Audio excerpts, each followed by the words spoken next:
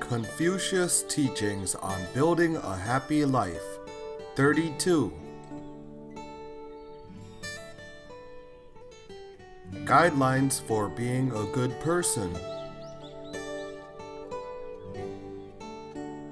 A foundation for Mahayana Buddhism practice. Validated by Master Jinkong. Speaker, Teacher Cai Li Shi.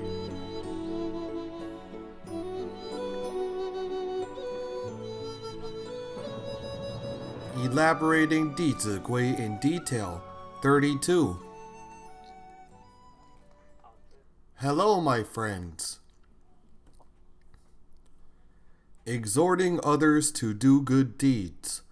When we exhort others to do good deeds, and they are able to change, their family will also have a good transformation. When we have more friends like this, we will feel very pleased as we have fulfilled our moral responsibility as a friend. And we will also feel this life is very valuable. But when we exhort people to do good, we must consider their acceptance. When teaching others to do good, do not set the bar too high.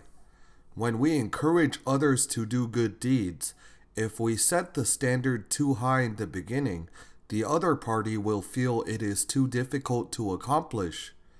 Instead, we should make things easy for him, let him learn and practice with ease. We must not set the standard too high, or else he will think, "Wow, that's pretty far." Do not say to him right away, "You must become a saint." He will be scared to death. We should lead him to start from where he is now, such as help his younger brother and mother become a good older brother and filial son. There is a big courtyard below our center. I once saw a lot of garbage there, so I went downstairs and started picking it up with a student. There are some children living downstairs. One of them, a little girl, stood there watching us picking up the rubbish. As teachers, if we were to say, "Child, quickly pick up this garbage," she may not do it happily. I just kept picking up the garbage. When I got near her, I said to her, "Child, can you do teacher a favor? Can you pick that up?" She looked at me and picked it up, then picked up a second one. Since we had another student picking up the rubbish with us, and everyone was working hard, this little girl happily joined us. When we ran out of garbage bags, she even rushed into her house and took out another bag to fill with rubbish. She did it joyfully with us, from the courtyard to the roadside. I was wondering when we should stop the work. I still had something else to do later. She had already dashed into the house to take out 3 garbage bags. When I saw her go to grab the 4th one, I said, "Let's call it a day. Teacher is very thankful to you." As long as you can guide them skillfully, children will gain happiness and a sense of achievement when they lend a helping hand. Of course, when others do good, we must praise and encourage them at the right time. When I returned to the center, it happened that a friend from Xinjiang had sent us some Xinjiang raisins. I said to the student who picked the garbage with me, "Bring these raisins downstairs to thank the little girl and share with her." After that, this student brought the little girl to our center to play. This was a very good affinity that we had fostered. Later, she also came to our center to study. So, exhorting others to do good deeds helped create a good affinity. When we advise people, we can put ourselves in their position and slowly guide them to do good. This is exhorting others to do good deeds. The fifth is helping others achieve good, because in this age it is indeed not easy to accomplish good deeds. After 9 months of hard work, I was invited to many places in China. What was it like during these 9 months? Is there anything smooth sailing? Do you see the process of immense hardship behind my smile? At that time, I was alone without anyone to turn to. It was then that I first experienced working from dawn till dusk every day. I got up very early in the morning and rode a bike back late at night. At that time, it was after 10 o'clock. I would clean and wash my clothes when I got home. When I looked at my watch, it would be midnight. I slept like a log as soon as I lay down. So if you have trouble sleeping, there is one solution: work till you drop. This is an effective remedy. During that period, people often came to our center, looked around, and wondered, how can there be such a thing now? The classes and books are free. There must be a catch. How are you so clear about this? They could not believe it. They had never encountered such a thing before. We often had such people questioning us, but we still welcomed them to come and check. We are only afraid that they do not come and check. Once they do, they will be able to encounter and learn the sage's teachings.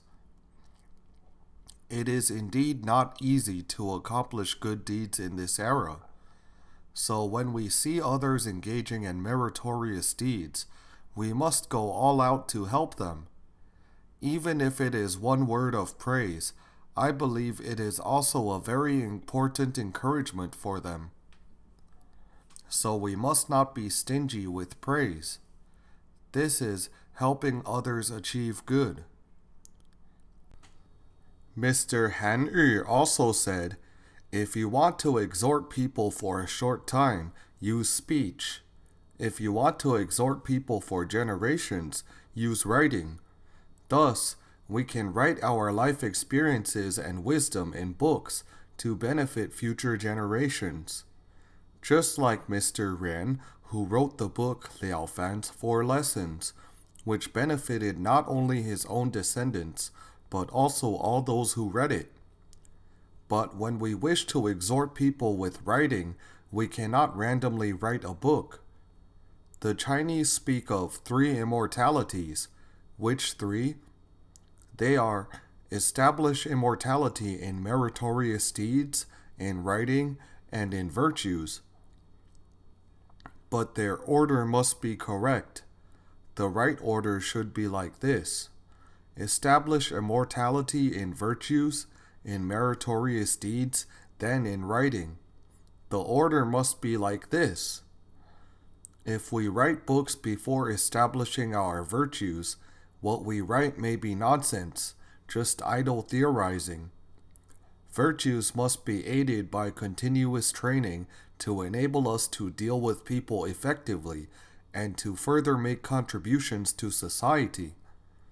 This is engaging in establishing meritorious deeds.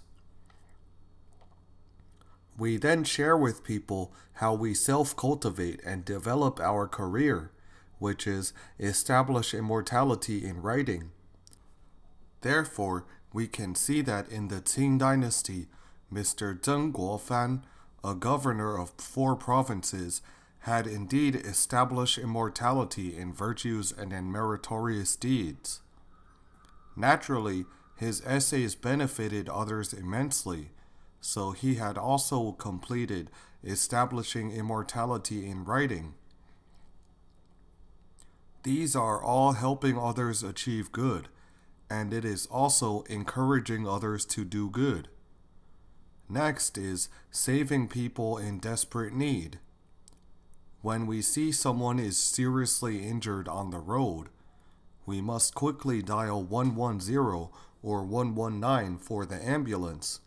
This must be done, because if we are a second too slow, that person will be in danger.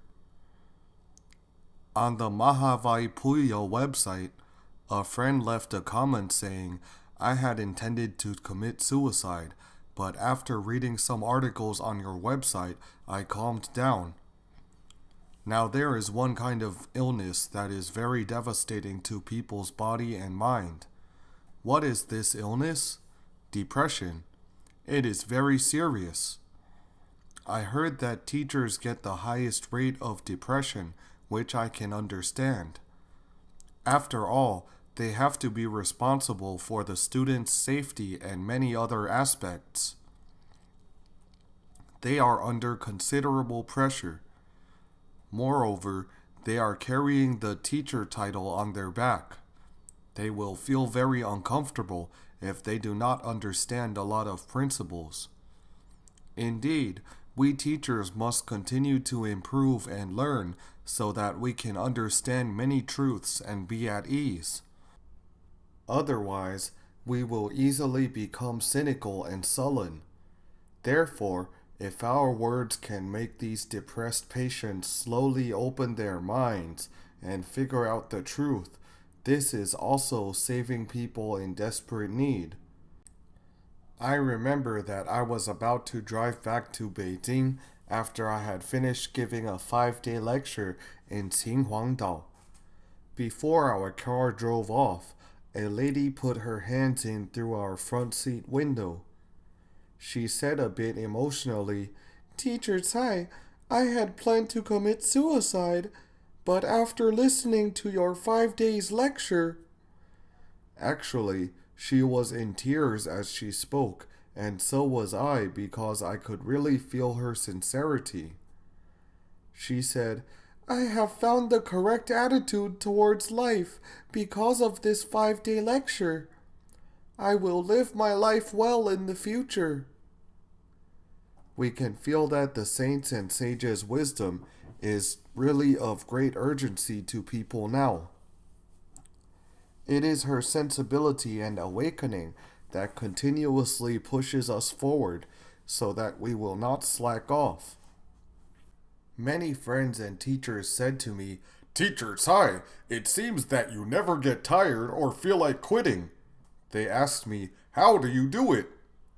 I said, it is simple. If an 80-year-old elder kneels before you, you will not back down. They did not understand. I then said, on the 3rd day when I was lecturing at Mount Tianmu in Hangzhou, I walked out of the dining hall after lunch. An 80-year-old elder, I had no idea how long she had been waiting for us, knelt down on the spot upon seeing us. Luckily, I was on the badminton team in college, so how do you think my reflexes were? Do you see how fast that shuttlecock moves? You have to strike it instantly. So my reflexes kicked in, and I suddenly knelt and slid over to support her. The seminar organizer next to me was afraid that maybe I had skinned my knees. Luckily, there was carpet. Right away I said to her, Madam, please stand up and talk. Don't do this.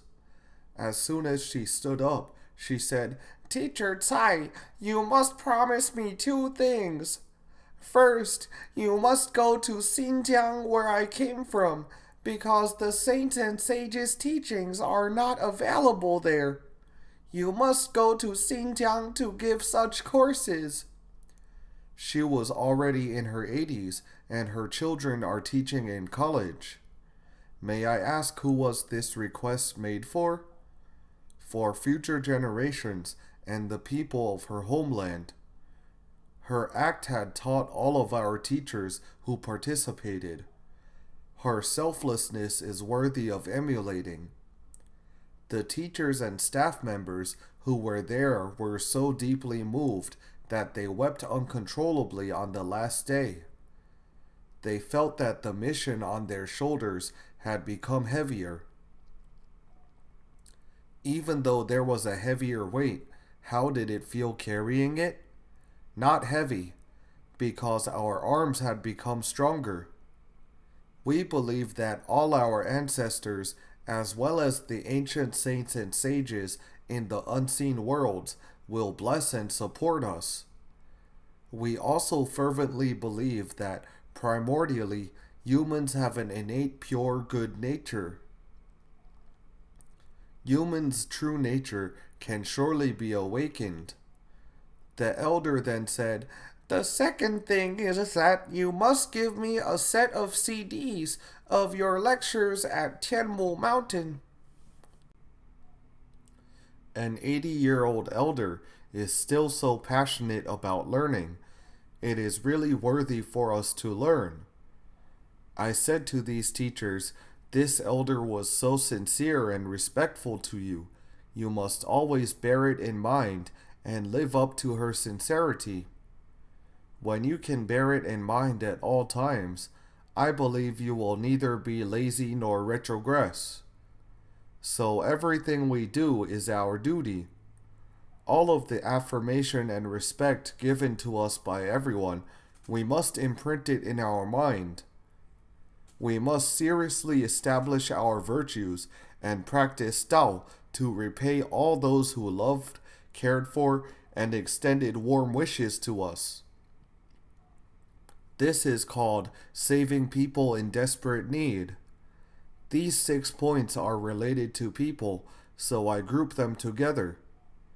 The 7th is related to matters, constructing public projects to benefit people. The 8th is giving wealth to create blessings.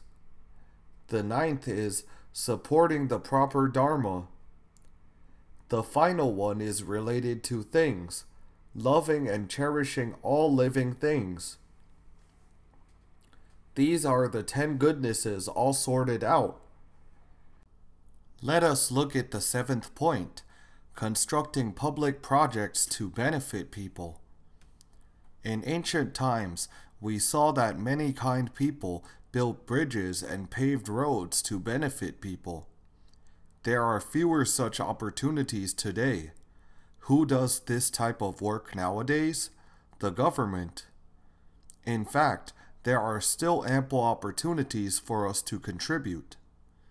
For instance, when we see a pothole on the road that is already very serious, we can take the initiative to call the government to deal with it.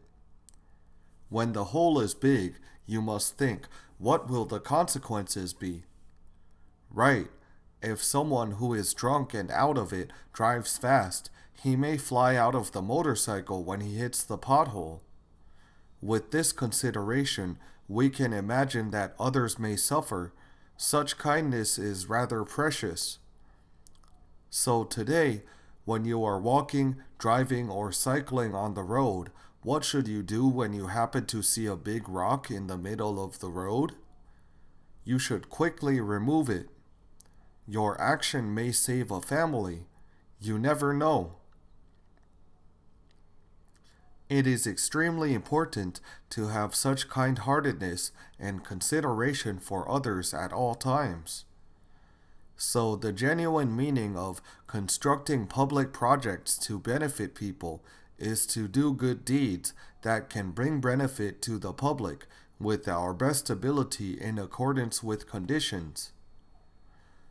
But if you see a rock on the highway, should you stop your car to remove it?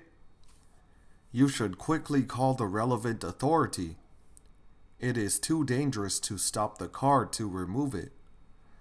We must be flexible and see how to properly handle it. In Haikou, I often saw a lot of huge rocks on the road.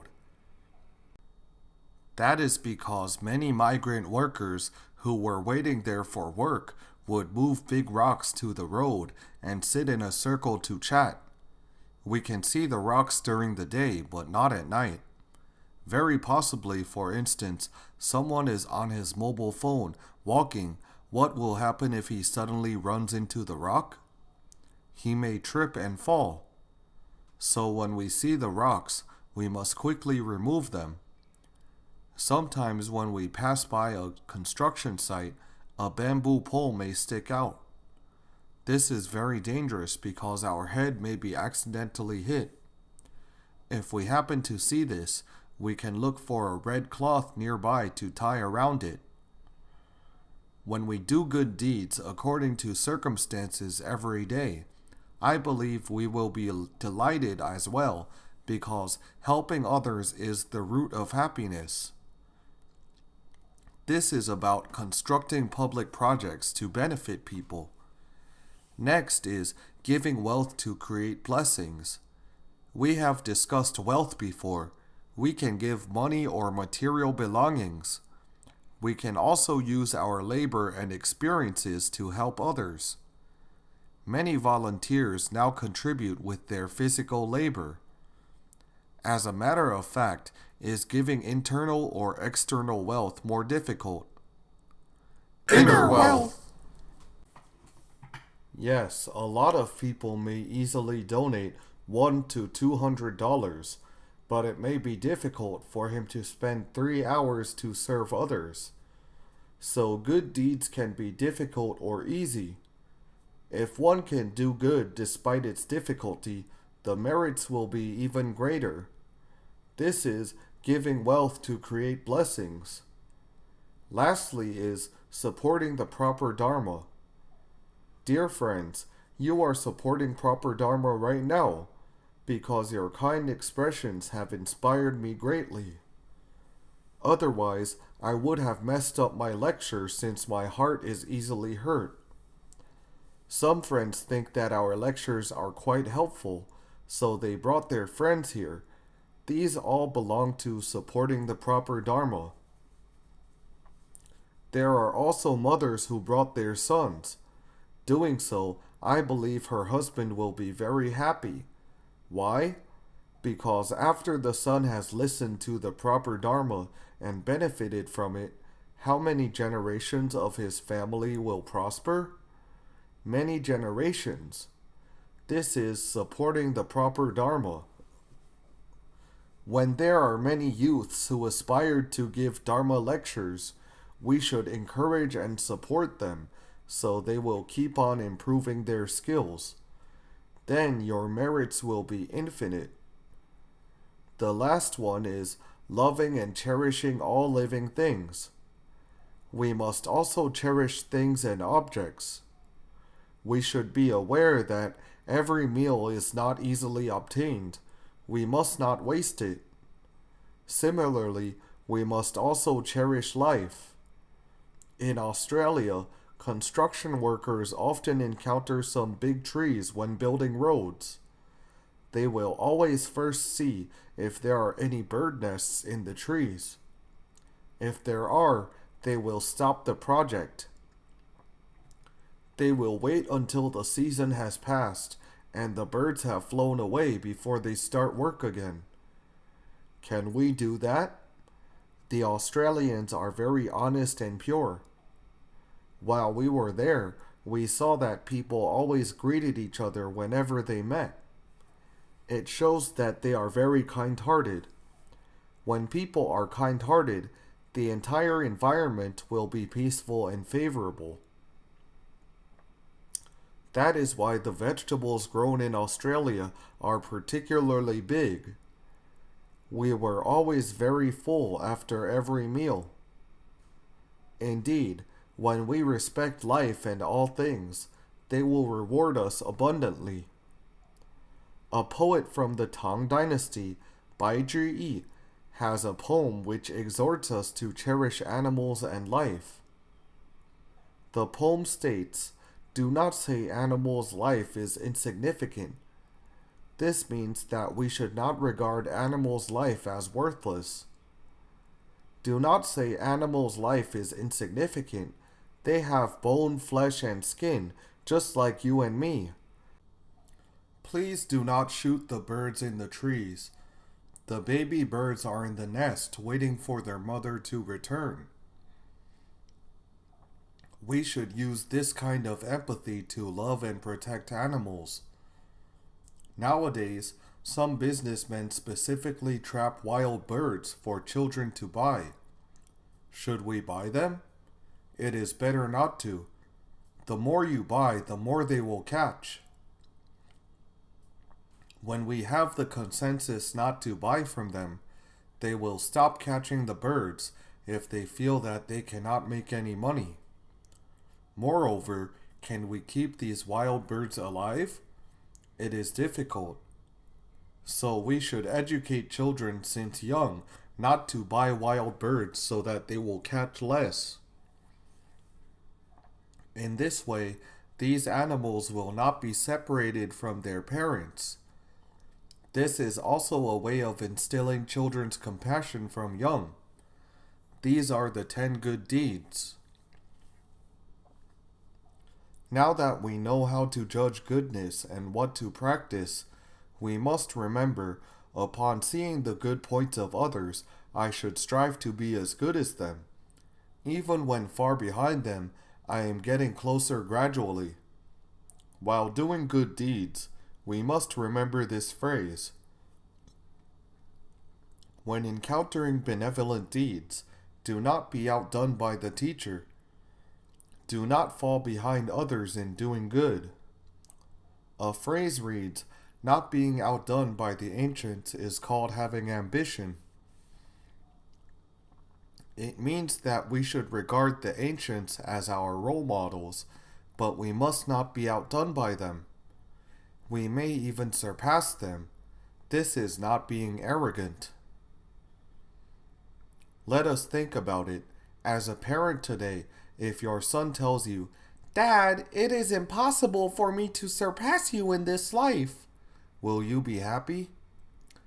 You will say, "I have told you so many of my experiences. I didn't know anything when I was your age, but now I have shared so many of my experiences with you. How can you still say that you can't beat me?" How will the father feel? Very sad. If every one of us who learns the saints and sages' wisdom says, "They are saints and sages, we certainly can't do it," what will our ancestors think? They will sigh, "This child cannot be taught." Therefore, we must have such aspiration when we learn wisdom. Do not be outdone by the ancients. Just like us teachers, watching these outstanding students grow up day by day, we all hope that their future achievements will surpass ours. This will make us very happy. My friends, you have encountered the excellent teacher, so you know to cherish the wisdom of the saints and sages. We must establish our virtues and practice Tao, striving to surpass our teachers. Only then will our teacher feel very comforted. Setting a firm aspiration is the cornerstone of learning. Do not let your goal fall to the bottom at the very beginning. Upon seeing the good points of others, I should strive to be as good as them.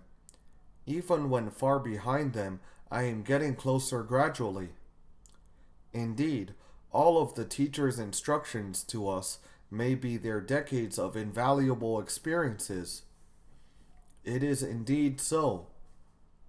This is my deep feeling. Hence, as long as we hold on to being obedient and honest, even when far behind them, I am getting closer gradually. Upon seeing others' wrongs, I must introspect myself right away. If I have the same faults, I will correct them. If not, I will be vigilant.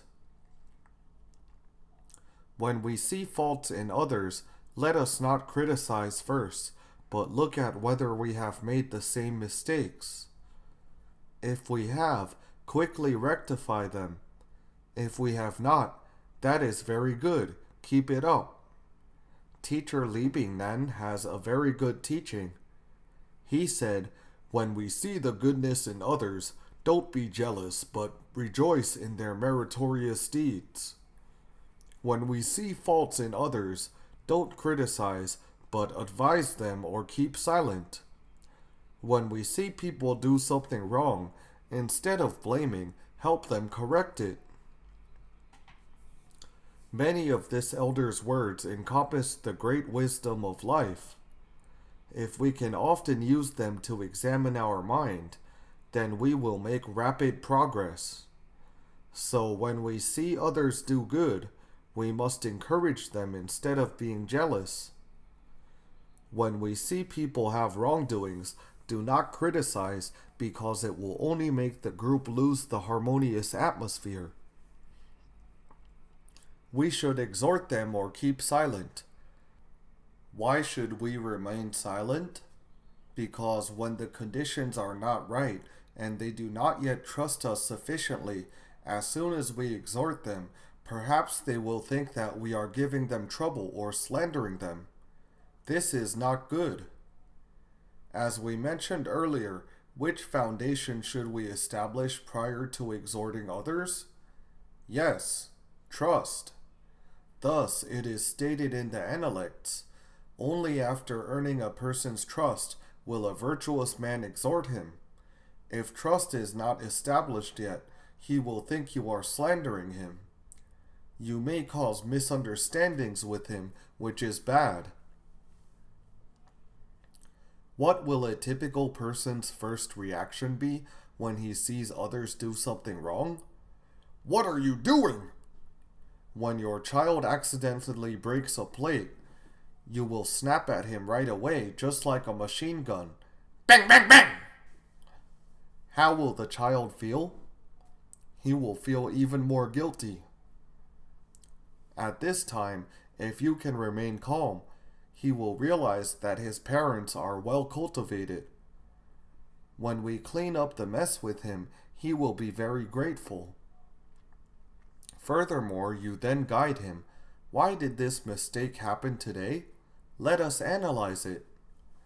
In this way, when a mistake was made, we can help him improve his abilities to tackle things and even help him improve his character.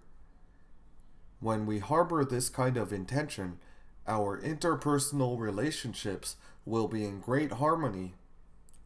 When seeing others' wrongs, do not take it to heart. It is very foolish of us to pollute our pure mind with a lot of others' rubbish. A friend once said, "It is very hard not to see people's fault."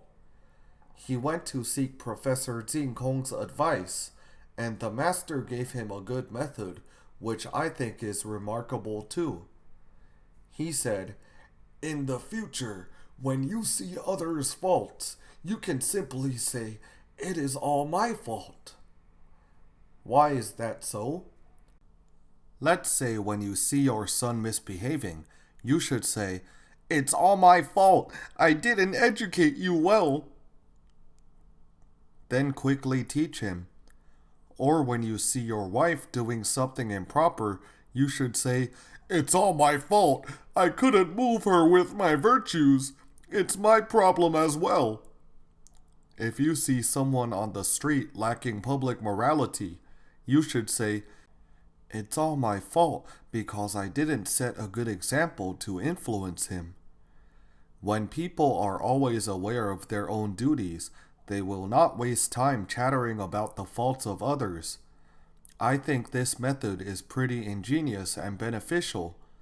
So, upon seeing others' wrongs, I must introspect myself right away. If I have the same faults, I will correct them. If not, I will be vigilant. Correcting one's mistakes is also a very important knowledge. Liao Fan's 4 lessons also mentions, before talking about practicing virtues, one should first rectify his own faults. If we do good without correcting our wrongdoings, it is like we are adding water into a bucket with several holes. Since we have faults not rectified yet, these faults are symbolized by the holes of the bucket. What will happen to most of the water as we add it into the bucket? It leaks out. We must patch the holes first, so that we can accumulate more and more virtues in the future. But to mend our faults, we must first give rise to 3 kinds of minds. First, we must give rise to a sense of shame. Second, we must give rise to a sense of fear. Third, we must give rise to a courageous heart. Why must we have a sense of shame? Because everyone has great potential, and can become a saint or a sage through self-cultivation. That is why Mencius gave us this encouragement. What kind of a man was Shun? What kind of man am I? He who exerts himself will also become such as Shun was. We have such a rare chance to obtain a human body. Is it easy to be born as a human? Not easy at all. Since it is not, we should conduct ourselves well and live up to the expectations of our ancestors by behaving in accordance with the virtues of heaven, earth, and humankind. How do we do it? That is to demonstrate the virtues of heaven and earth. What virtues does the earth possess? It nurtures all things. It does not differentiate the objects but helps all succeed. It has an exceptionally broad and impartial mind. You see, we give the filthiest things to earth, but it transforms them into nutrition for us in return.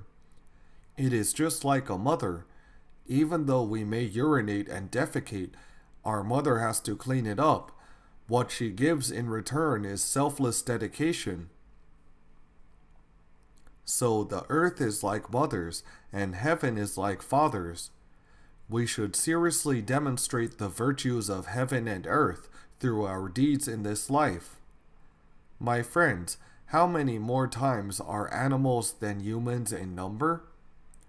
Just a single kind of ant in a primeval forest alone has a larger population than the total number of humans. Do you believe it? You see, how many ants are there in such a big ant nest, let alone the entire virgin forest? As it is extremely rare for us to be born as a human being, we must not fail and waste this life. Since the ancients could become saints and sages, we must not let our life slip by without making contributions or even create a burden on our family and society. That will be too shameful. So Mencius said, shame is of great importance to a person. Having a sense of shame is too important. If we have it, we can become saints and sages. Without it, we may be reduced to worse than beasts. Therefore, a sense of shame plays a vitally important role in determining whether a person can cultivate virtues and succeed in his spiritual endeavors.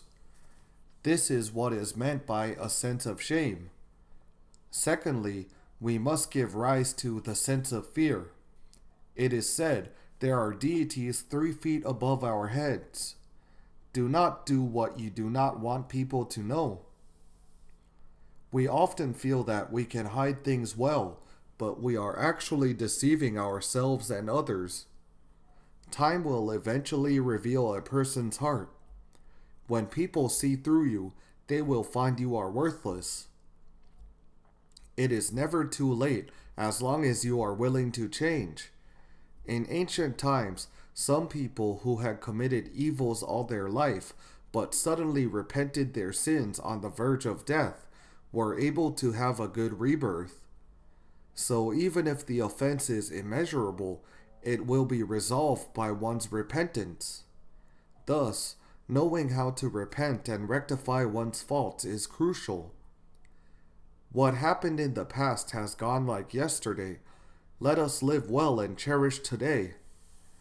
From now on, if we make up our mind to become a good student of saints and sages, I believe we can make up for any wrongdoings committed in the past and can earn others' respect. This is the need to give rise to the sense of fear. To be honest, life is impermanent.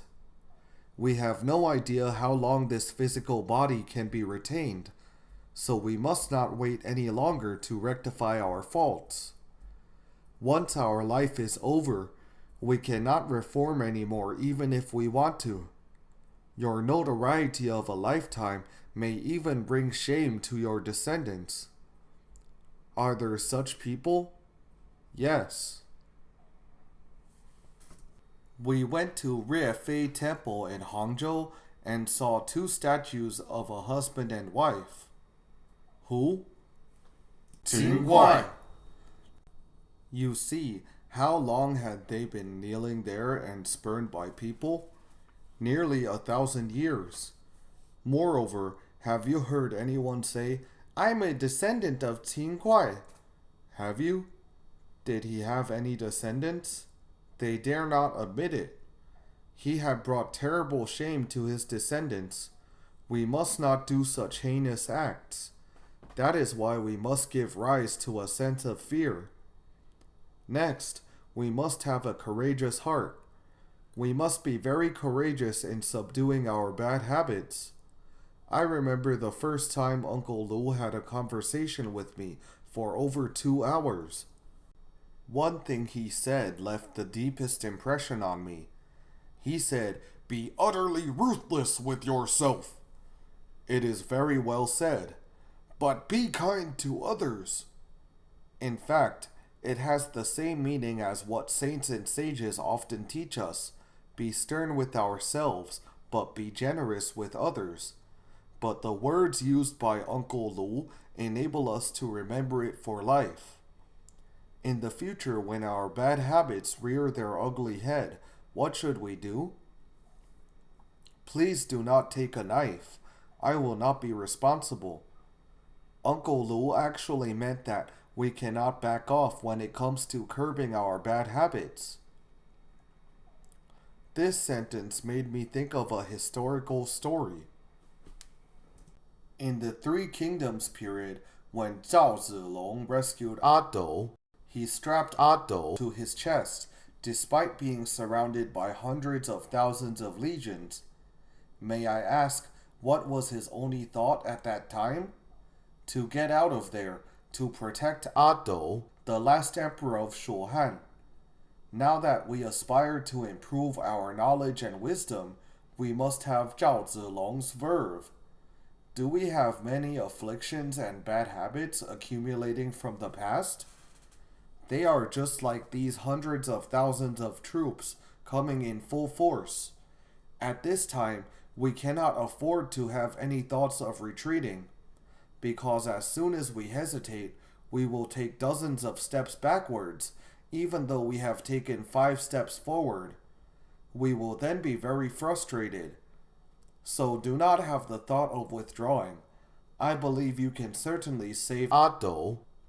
My friends, who is A Dou? Who is A Dou? I asked this question in one of my lectures, and the audience said, Liu Bei's son. This is an analogy.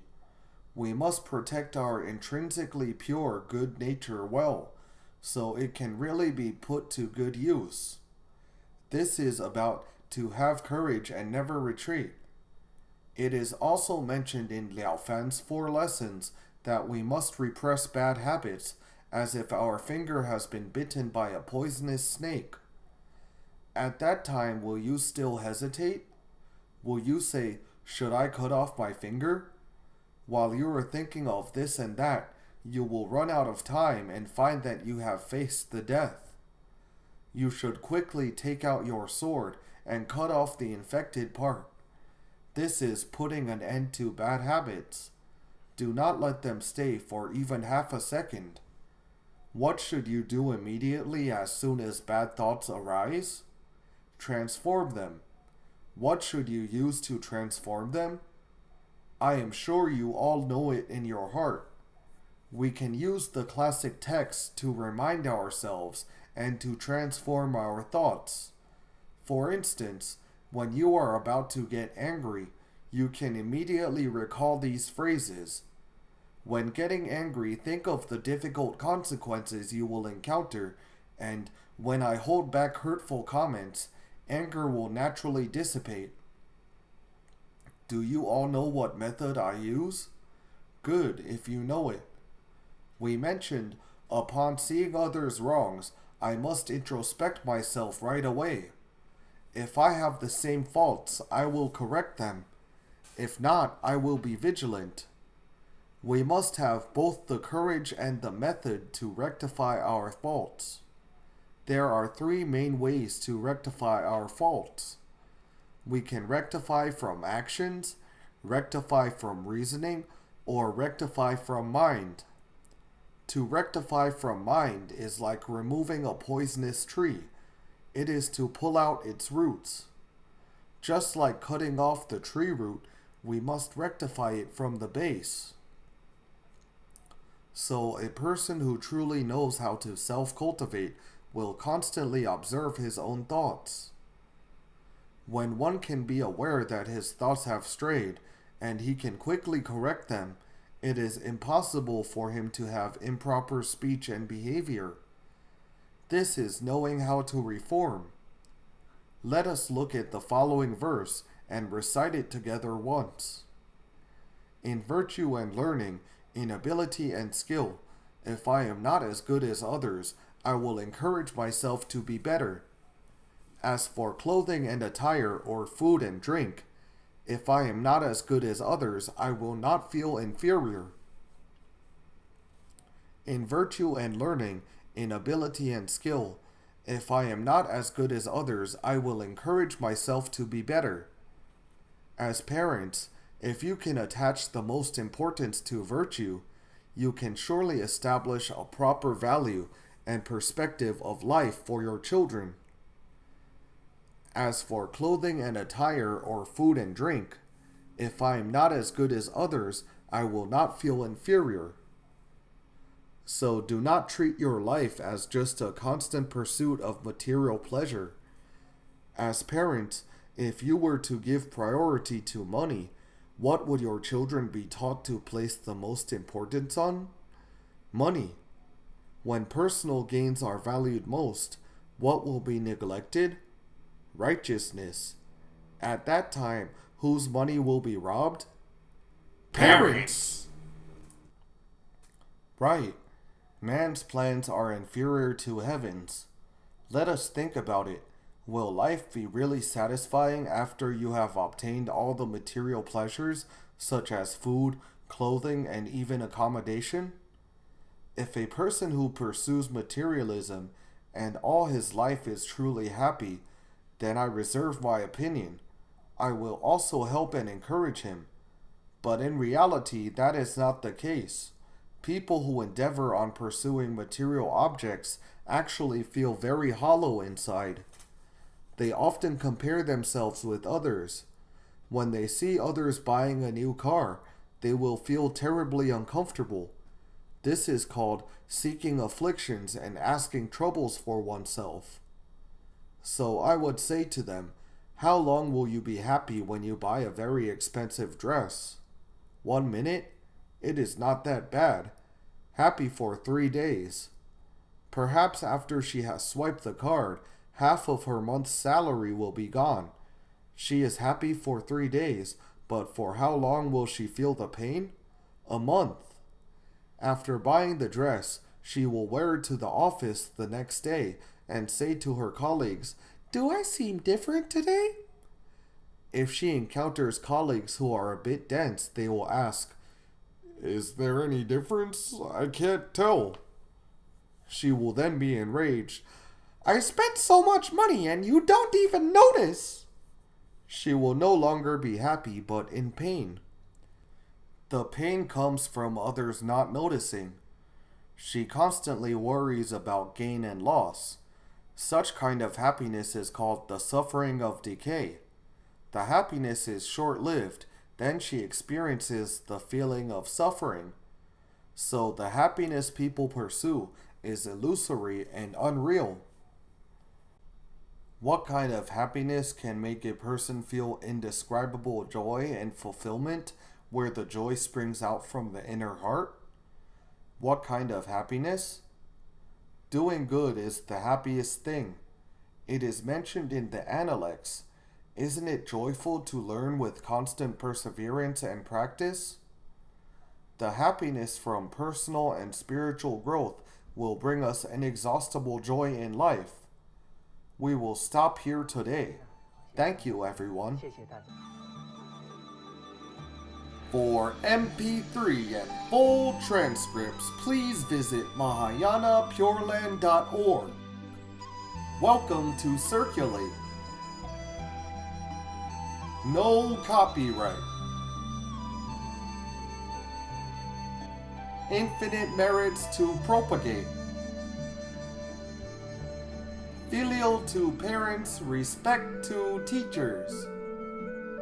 See you again.